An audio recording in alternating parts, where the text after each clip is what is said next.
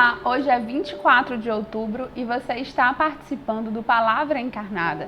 Este é um programa diário da Obra Lumen, onde logo cedo pela manhã você pode meditar com a gente sobre o Evangelho do dia.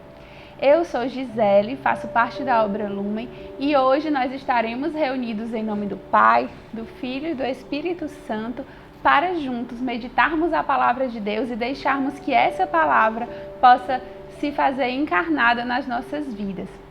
Você pode acessar o Palavra Encarnada sempre pelo YouTube ou por os aplicativos de áudio. Então, continua com a gente e vamos meditar o Evangelho.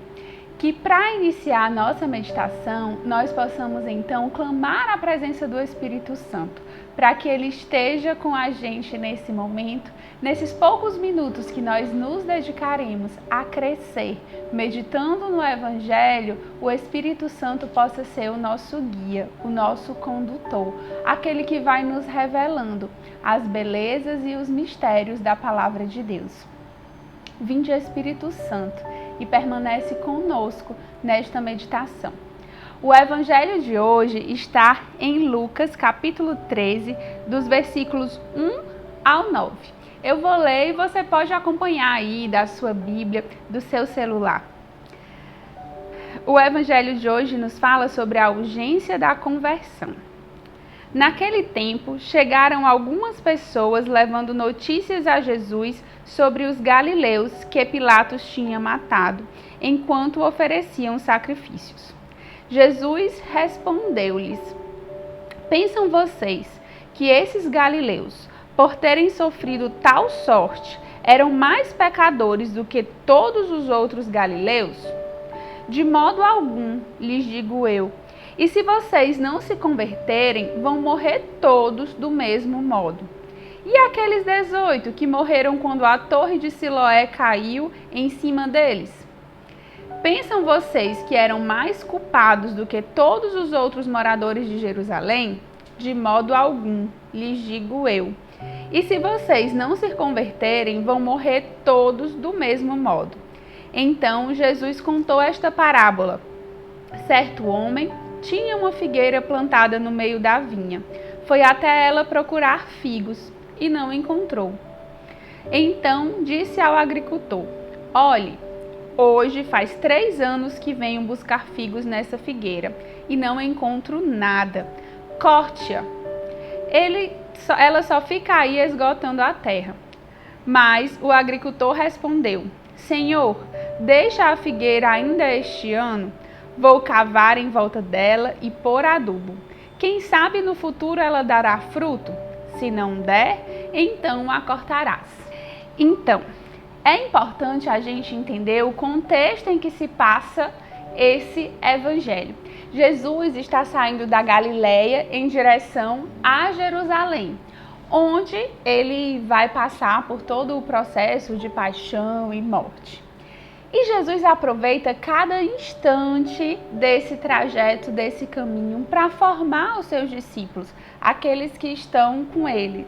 Jesus é muito sábio e nós deveríamos desde já aprender isso com ele. Aproveitar cada oportunidade para evangelizar, para ensinar. E aí Jesus é abordado, sendo consultado, né? As pessoas chegam querendo consultá-lo. O que ele acha daqueles que Pilatos mandou matar, né? Tinha acontecido esse evento, essa calamidade pública, e Jesus vai ser consultado.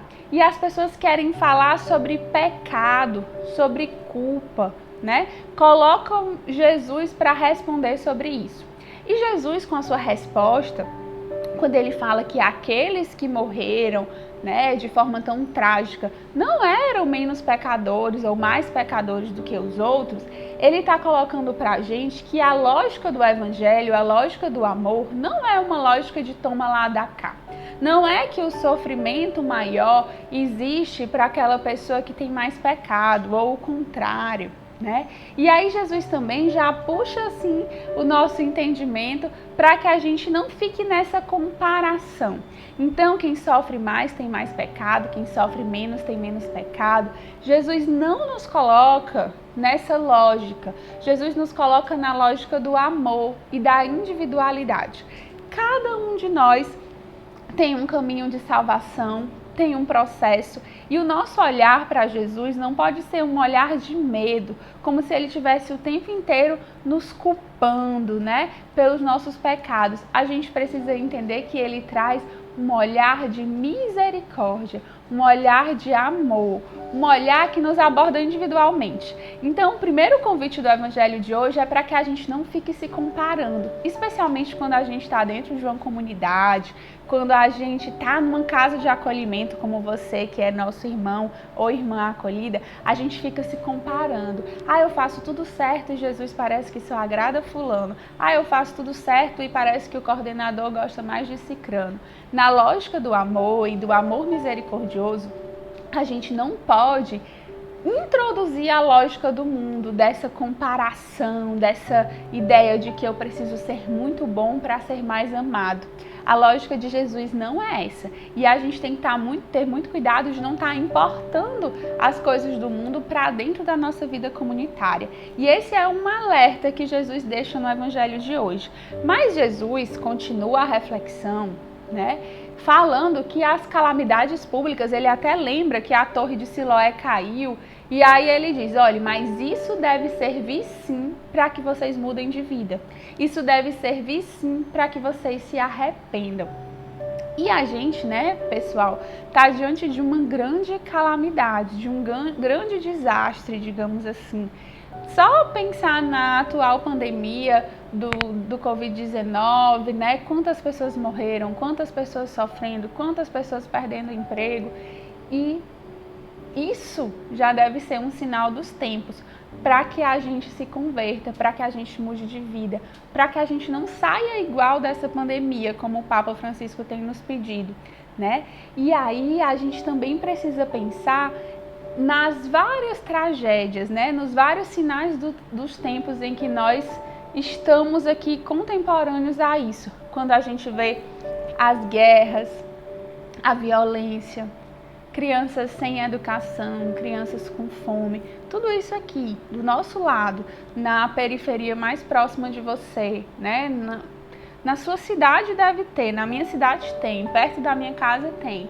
E a gente tem esses sinais dos tempos, esses desastres ocultos, esses sofrimentos que às vezes não estão tão visíveis aos nossos olhos, mas estão acontecendo agora.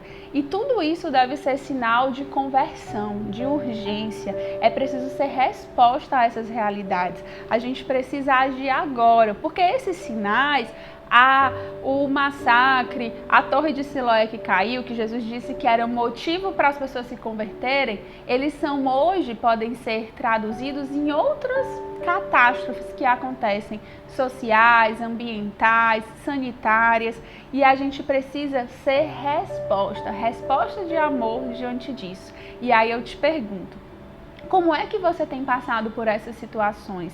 Como é que você reage às notícias? Como é que você lida com a violência na sua cidade, né? Você fica num pensamento egoísta, querendo, ufa, me livrei, ufa, não fui eu, ufa, tive Covid e fiquei bom, né? Ufa, não fui eu que fui assaltado. Ou você pensa numa forma de ser resposta, de forma concreta, de forma prática, de forma decidida, e que não transforme só a sua vida, mas a vida de todos os outros que estão ao seu redor. E esse é o tipo de arrependimento que Jesus vem nos chamar. Um arrependimento sincero, que não é só pensar, fiz uma coisa errada e estou com remorso. Isso é importante, talvez o primeiro passo do nosso arrependimento, mas a gente precisa ir além. Arrepender-se também não é só deixar de fazer aquilo que estava errado. Isso é um passo importante, né? Não repetir o pecado, não repetir aquela falta, mas é só mais um passo. O verdadeiro arrependimento, ele vai se concretizar quando a gente tiver aquela tristeza divina, né? Porque nós erramos, a gente não querer repetir aquilo, mas principalmente quando a gente gerar frutos, quando nós dermos frutos diante daquela situação que nós passamos. Então, que cada arrependimento, que cada erro, que cada falha nossa, ela se converta em frutos, ela gere frutos. E quando a gente medita o Evangelho e fala de palavra encarnada, nós queremos que essa palavra se encarne na nossa vida. Como é que hoje essa palavra, que fala de sensibilidade aos sofrimentos do outro, de arrependimento, de conversão e de mudança de vida, como é que essa palavra hoje pode se encarnar na sua vida? Vá aproveitando esse tempo de meditação e vai pensando como é que esse evangelho hoje vai sair do papel e vai sair do vídeo do YouTube e vai se encarnar na minha vida, no meu cotidiano. E aí, meu irmão, minha irmã, eu digo para você, Jesus ainda finaliza o evangelho de hoje com uma parábola, né? Eu li a parábola, mas eu quero que agora você escute essa parábola novamente, entendendo que o dono da vinha é Deus e o agricultor, o vinhateiro, é Jesus. E nós, né, somos a pessoa, nós somos a videira, nós somos o povo de Deus que está ali, a videira, a figueira, aquela que tinha que dar frutos. Então vamos lá. Certo homem tinha uma figueira plantada no meio da vinha. Foi até ela, procurou figos e não encontrou. Então disse ao agricultor, né? Deus disse para Jesus: olhe, hoje faz 3 anos que venho buscar figos nessa figueira e não encontro nada. Corte-a. Ela só fica aí esgotando a terra. Mas o agricultor, que é Jesus, respondeu: Senhor, deixa a figueira ainda este ano. Vou cavar em volta dela e pôr adubo. Quem sabe no futuro ela dará fruto. Se não der, então a cortarás. E imagine agora que é Jesus falando isso para você, né? Por isso, meu irmão, minha irmã, não se desespere se você está há 3 anos ou há mais anos sem dar fruto, se você está há 6 meses sem dar fruto. O tempo de frutificar é agora. E quem vai cavar ao redor da nossa terra, vai adubar e vai nos ajudar é o próprio Jesus, que é o agricultor. Por isso que, como propósito concreto de hoje, você possa buscar estar na presença de Jesus. Nós sabemos que Jesus está presente, né, vivo, naqueles que mais sofrem. Jesus também está presente na Eucaristia, nos sacramentos. E esses são meios concretos em que hoje nós podemos buscar a presença de Jesus e tentarmos ressuscitar com Ele. Então, esse pode ser um propósito para você neste dia.